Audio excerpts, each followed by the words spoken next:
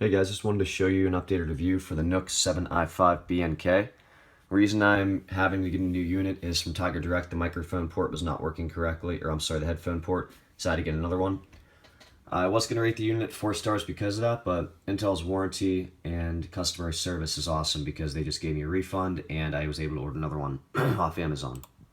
Again, seeing the processor, you have the i5-7260U, based at 2.2 gigahertz, goes up to about 3.6.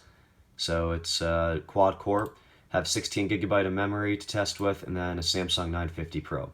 Only thing I've opened is Google Chrome. I'm going to show you one benchmark on there that's pretty nice to see, but it's only at about 4%. So just showing you a quick performance benchmark again. Click Google Chrome, opens up in less than 2 seconds. Click AOL, it's all right there. Going on Amazon, the internet's a little bit slower than the last review I had here, but still extremely quick.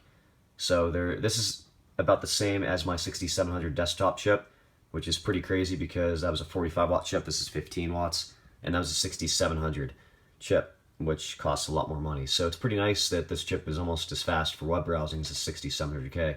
It's pretty impressive. So I'm going to close this down and show you guys another benchmark. So if you compare last year's model to this year's model gets 5730 for a benchmark, which is pretty impressive. I actually submitted 2 samples at 5800, so that's extremely accurate. And then if you see last year's model, it's only 4382.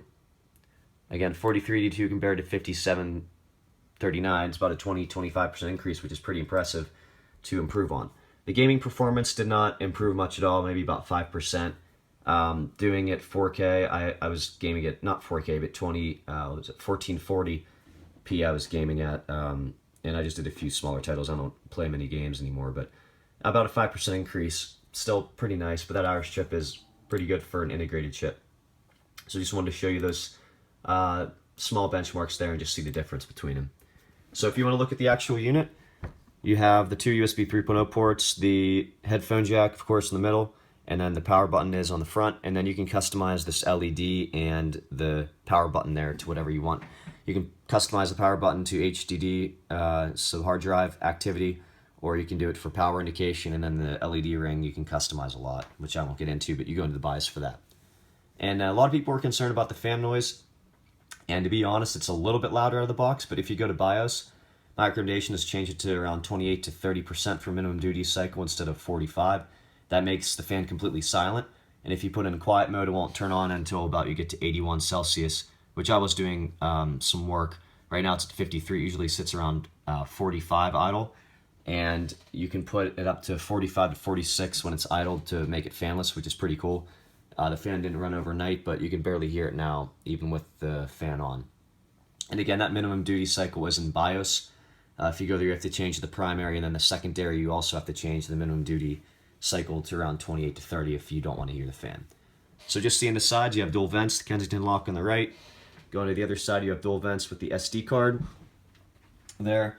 And if you look at the back, you have 2 USB 3.0 ports. I have my keyboard mouse combo there and the speaker with the Thunderbolt port on the very right.